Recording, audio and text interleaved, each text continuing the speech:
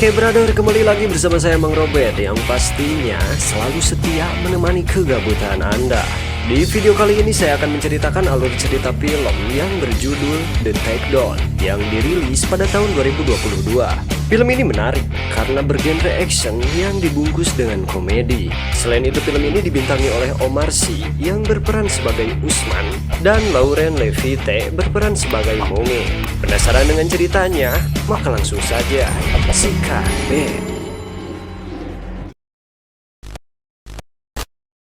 Jangan lupa subrek. Et là, on va passer côté Muguet.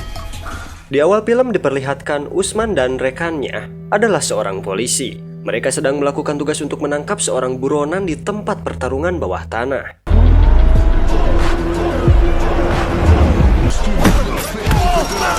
Attends qu'on l'a pas repéré. Buronan itu bernama Diaz. Dengan rada pepolontongan, mengingat dia seorang polisi, dia langsung memborgol Diaz. Namun Diaz berhasil melepaskan borgolnya dengan menggunakan kelenturan tangannya. Usman yang terjebak di dalam ring pertarungan mau tak mau harus berhadapan dan mengadu mekanik dengan Diaz. Kita lihat saja pertarungan mereka. Di sisi lain ternyata Usman tidak datang berdua saja. Mereka datang dengan para pasukan penyergap dengan jumlah cukup banyak.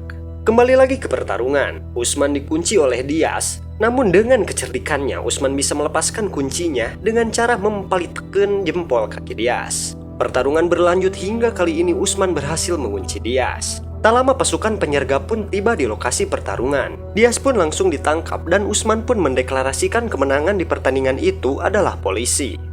Di scan lain terlihat Monge dan psikiaternya. Ia bercerita akan mengajukan perpindahan ke divisi kriminal, kontraterorisme, dan layanan perlindungan. Psikiaternya memperlihatkan foto wanita yang mempunyai kasus kriminal bernama Clarissa Melbeck. Ternyata sebelumnya Monge pernah menangkap dan pernah berkata kepada Clarissa bahwa jika ia jujur dan mengaku, ia akan ditraktir makan malam bersama Monge. Dan percakapan Monge dan psikiaternya berakhir.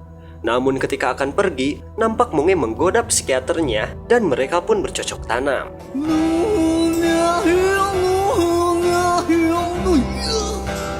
Di keesokan harinya, nampak Usman sedang diinterogasi oleh atasannya karena ada orang jahil yang merekam saat pertarungan. Video itu viral dan pada video tersebut tampak Usman disalahkan. Namun anehnya atasannya tersebut berkata bahwa Usman ditakdirkan untuk terkenal dan akan menjadi wajah kepolisian di era baru. Setelah itu atasannya memanggil seorang yang bernama Miao untuk mendemokan sebuah iklan sebagai promosi kepahlawanan polisi. Proyek ini bernama Kepolisian 2.0, di mana Usman akan menjadi polisi yang memiliki penggemar di Facebook, YouTube, Twitter, Instagram, dan TikTok. Hal itu membuat Usman akan direkam dan menemani penggemar di setiap harinya. Di sisi lain nampak Monge kembali bekerja ke kantornya. Di sana ia dikritik oleh para timnya bahwa ia adalah seseorang yang banyak omong, egois, dan mesum. Beralih ke Usman, ia telah pulang ke rumahnya. Ia memergoki anaknya membawa pacarnya ke rumah dan sepertinya mereka melakukan aksi cocok tanam. Usman meminta penjelasan dari anaknya atas apa yang ia lakukan. Anaknya pun menjawab bahwa setidaknya ada yang lebih indohoy di sini dan ada yang bercinta di rumah ini. Terungkap di sini bahwa Usman adalah seorang duda. Terlihat Monge bergegas untuk menjemput ayah dan ibunya. Ada dua orang anak berteriak karena menemukan mayat di kereta. Monge pun datang dan terkejut. Di sisi lain Usman dan timnya bergegas menuju tempat kejadian dan Usman pun bertemu dengan Monge. Mereka tampak akrab dan sebelumnya mereka adalah rekan. Di sini terlihat dari penampilannya saja, mereka nampak sangat kontras atau mereka nampak saling bertolak belakang. Dalam percakapan mereka, nampak Monge memang benar-benar mesum dan Usman pun bertanya kepada Monge, "Istri siapa lagi yang kau tiduri?" Usman diajak Monge untuk melihat mayat yang ada di TKP. Usman kaget karena mayat itu terbagi menjadi dua, namun yang ditemukan hanya sebagian. Ini akan menjadi kasus yang cukup rumit karena tidak ada KTP dan tentunya sebab kematiannya belum diketahui. Nampak kasus ini sedikit rumit mengingat kematiannya sangat janggal. Selain itu kasus ini akan diselidiki dan diselesaikan oleh Usman dan Monge. Singkat cerita, untuk mencari jejak, Usman terlihat dengan seseorang wanita yang bernama Alice. Mereka berdua menyelidiki dan mereka memutar adegan ulang. Entah akurat atau tidak, coba saja kalian lihat. C'est pas la rambarde qui l'a sectionné. Bah non, c'est les câbles d'obtention. Ah, c'est pour ça qu'il a cramé. Intinya mungkin sebelum jatuh ke kereta, korban tertembak di kaki sebanyak 2 kali. Lalu ia jatuh dan mayatnya mengenai kabel listrik yang membuat tubuhnya terbagi 2. Sempat-sempatnya Usman menggoda Elis. Elis meminta nomor WA-nya, namun Usman yang rendah hati dan rada udik tak menggunakan WhatsApp melainkan ia menggunakan SMS. Jadul banget nih si Usman. Setelah itu Usman dan Monge melanjutkan penelusurannya menuju rumah sang ibu korban. Kela-kela kenapa mereka bisa tahu rumah dan ibu korban? Mengingatkan sebelumnya Monge mengatakan tak ada KTP atau identitas korban. Tapi mungkin kecanggihan polisi kali ya. Oke lanjut. Sesampainya di sana mereka berbagi peran di mana Monge akan menjelaskan kematian putranya. Lalu Usman mencari bukti lainnya. Bonjour madame, commissaire Djekité, brigade criminelle de Paris. Oui. Merci. Qu'est-ce que tu fais, hein? Toi, qu'est-ce que tu fais? Allez. J'ai une bonne et une mauvaise nouvelle. Oui, vous avez retrouvé mon fils. Oui, alors ça c'est la bonne. Et il va bien. Terungkap nama korban tersebut adalah Kevin. Baru saja sebentar ngobrol bersama ibu si korban, Monge keceplosan dan langsung to the point, mengatakan bahwa anaknya telah meninggal. Hal itu membuat ibu itu menangis histeris dan mengalami hiperventilasi. Qu'est-ce que ça va? Sedikit informasi ya, biar kalian pinter. Mang Robert sudah googling dan menemukan bahwa hiperventilasi adalah kondisi saat Anda mungkin akan lebih banyak mengeluarkan karbon dioksida daripada menghirupnya. Karbon dioksida dalam tubuh pun berkurang. Level rendah tersebut memicu penyempitan pembuluh darah yang memasok darah ke otak. Ketika hal itu terjadi, maka Anda akan merasa melayang atau ngeplay dan kesemutan pada jari. Bahkan kasus hiperventilasi yang parah dapat menyebabkan kehilangan kesadaran alias pingsan. Gitu meren. Hal itu membuat Usman dan Monge panik. Monge menyuruh Usman untuk mengambil kantong kertas yang bisa mengatasinya. Ketika Usman pergi ke dapur, tak sengaja kepalanya menyentuh jemuran cangcut yang sedang ditiriskan. Namun dengan perjuangan dan kerja keras melewati jemuran cangcut itu, ia berhasil menemukan kantong kertas dan memberikan kepada ibu korban. Ketika mengobrol, entah apa yang mereka pikirkan, ibu korban menjadi rebutan mereka berdua. Ibu itu bercerita bahwa si korban ada kaitan dengan bosnya.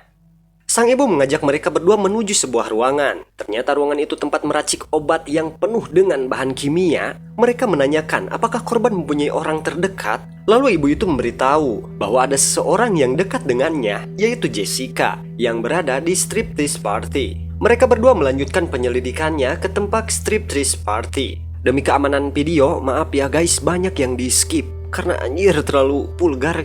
Sesampainya di tempat itu, Usman menanyakan keberadaan Jessica dan menemuinya. Anjir, kata saya juga apa tuh. Coba si Usman rek fokus kumaha keur nginterogasi. Secara si Jessica begitu sangat vulgar, dimana hanya itunya saja yang ditutupi. Aduh, najis skrip. Usman menyerah karena tidak kuat melihat Jessica. Ia menyuruh Monge untuk mencari tahu informasi kepada Jessica. Di sisi lain Usman mengobrol bersama bos di klub itu. Namun tiba-tiba mereka terlibat pertengkaran dan membuat mereka harus beradu mekanik.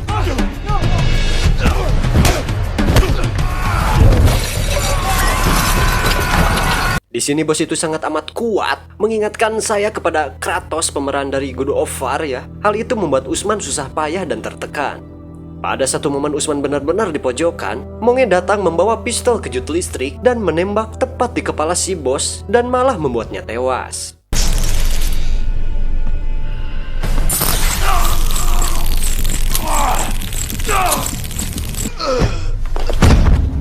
Mereka berdua kembali ke kantor. Di sana terlihat mereka sedang bersama Alice dan mencari tahu informasi terkait si bos tadi. Terungkap sebenarnya dia adalah Carl Muller, seorang kopasjat atau satpam. Setelah menemukan informasi, mereka bertiga melanjutkan untuk pergi makan ke restoran. Keesokan harinya, Usman, Monge, dan Alice pergi ke tempat security center atau tempat latihan di mana Carl pernah di sana. Saat masuk, mereka disambut oleh anggota security yang berada di sana. Para anggota itu begitu menakutkan hingga Usman menyadari bahwa ada salah seorang ketua di sana. Setelah menanyai informasi tentang Carl, sementara itu Monge pergi ke loker untuk mencari bukti. Ketika Usman hampir saja dikeroyok, tak lama Monge kembali dengan membawa bukti sebuah beceng yang digunakan untuk menembak Kevin. Perkiraan sebelumnya ternyata benar. Sebelum Kevin jatuh ke kereta, dia ditembak terlebih dahulu oleh Carl. Setelah itu mereka melanjutkan pencarian. Sekarang mereka berada di game zone atau apalah, kayak pusat permainan gitu ya. Bang Robert kurang tahu apa namanya gitu. Tapi jika kalian tahu coba tulis di komentar. Mereka mencari seseorang yang bernama Nazir. Setelah menemukannya, Nazir melarikan diri. Terjadilah aksi kejar-kejaran yang seru guys. Kita lihat saja.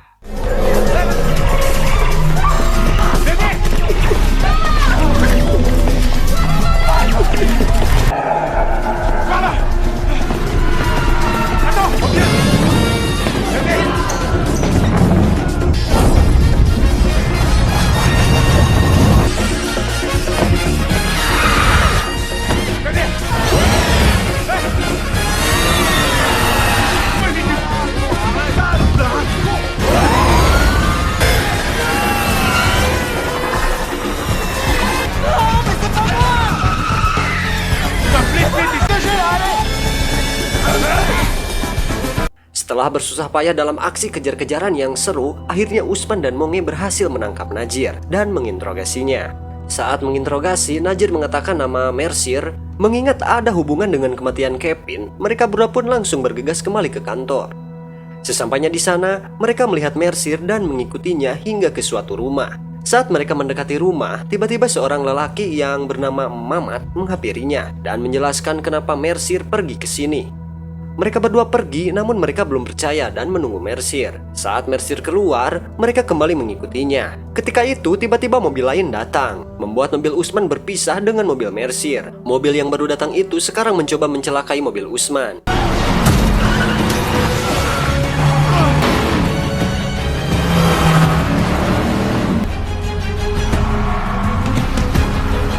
Mereka harus melewati jalan yang berbahaya karena di pinggirannya terdapat sebuah jurang. Dengan susah payah, Usman dan Monge berhasil selamat karena mobil yang mengejarnya terjun bebas ke bawah dan ngebeleduk. Keesokan harinya, Usman dan Monge berada di rumah Alice, mengobrol dan merencanakan untuk aksi selanjutnya. Singkat cerita, Usman dan Monge kembali ke rumah yang pernah disinggahi oleh Mercier. Dia masuk dan mencari informasi sekaligus bukti. Di sana terdapat seorang wanita yang membuat mereka harus diam-diam menyelinap untuk mencari bukti. Suatu momen ketika Monge mengendap-ngendap, naas sekali ia malah menginjak sebuah mainan dan membuat seekor anjing menggonggong. Namun dengan kelinghasan Monge, ia berhasil pergi ke kamar. Setelah itu Usman dan Monge memasuki sebuah ruangan yang mencurigakan, dan benar saja di sana ada rencana akan melakukan penghancuran rumah imigran pada hari itu juga jam 5 sore. Sebelum pergi ke lokasi, mereka berdua meminta bantuan kepada Alice untuk mengirim pasukan ke lokasi. Sesampainya di lokasi, Monge menemukan banyak mobil kolbak yang terdapat sebuah senapan laras panjang sejenis AK-46. Mereka lanjut ke dalam gedung. Di gedung ternyata ada Mercier, dan orang yang ada di rumah itu adalah seorang pemimpin dari gerombolan radikal ini. Nampak di sini ada perkumpulan orang-orang radikal yang akan melakukan apa saja untuk membuat onar. Usman dan Monge membuat sebuah rencana di mana Usman keluar untuk membuang senjata, melumpuhkan kendaraan di luar. Sementara itu Monge menghampiri orang-orang di sana dan berpura-pura dirinya membawa bom. Terlebih dahulu kita ke Usman. Usman di luar membuang semua senjata dan mengempesi ban mobil. Sementara itu Monge di dalam menghampiri orang seperti rencananya sambil berpura-pura membawa bom. Namun lagi-lagi naas untuk Monge. Dengan kecerobohannya, ia ketahuan bahwa ia hanya berpura-pura. Kembali ke Usman. Kali ini Alice sudah datang ke lokasi. Di luar dugaan saya, dikira Alice itu baik, ternyata dia mengkhianati Usman. Terjadilah aksi adu mekanik antara Usman dan Alice.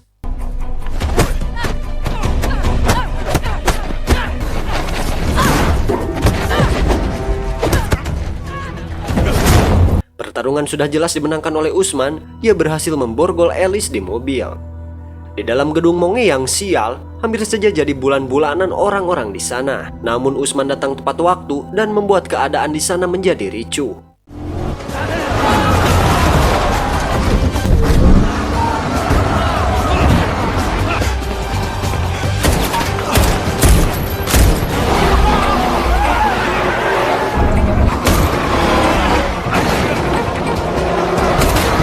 Mamat sang pemimpin berhasil keluar. Sementara itu Alice berhasil melepaskan borgolnya dan langsung pergi melarikan diri menggunakan mobil. Menyadari Mamat dan Alice pergi, Usman dan Monge pun mengejarnya. Kita lihat saja aksi kejar-kejaran yang seru ini.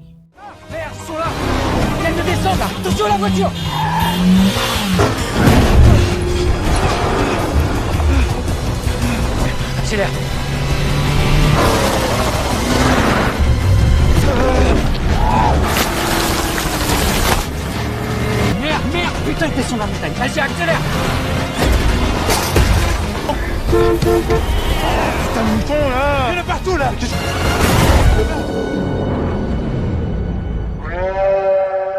Suatu momen ketika sampai di lokasi imigran, Mamat dan Alis akan menghancurkan rumah imigran menggunakan pengontrol jarak jauh. Namun alat itu tidak berfungsi. Tiba-tiba mobil yang dikendarai Usman datang dan langsung saja menabrak mobil Mamat tanpa ragu.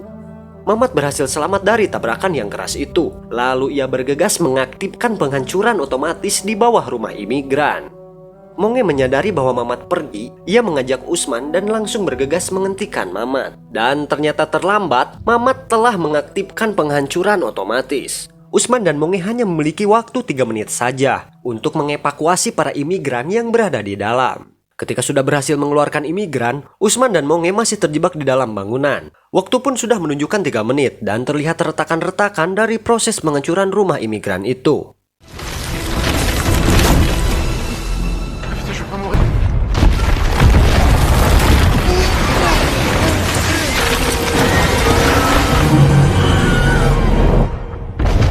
Saat hancur, si Mamat tepat di bawah bangunan itu. Lagi-lagi si Mamat mendapatkan hoki tahunan yang membuat ia selamat. Sementara Usman dan Monge pun terlihat selamat. Mamat yang merasa selamat, anjing lebah Mamat. Mamat yang merasa selamat langsung tertawa. Tiba-tiba di belakang muncul Usman yang langsung saja memberikan Mamat satu pukulan telak yang langsung membuatnya tepar dan langsung diborgol. Waktu yang bersamaan para polisi datang ke lokasi dan langsung melakukan pengamanan. Terungkap biang kerok dari aksi Kevin dan terungkap rencana penghancuran para migrasi adalah Mamat. Di akhir film diperlihatkan Usman dan Monge sedang syuting untuk Project Police 2.0, membuat polisi lebih dekat dengan masyarakat dan citra polisi di mata semakin bagus. Anjay. Dan film pun tamat. Oke, gimana tuh ceritanya?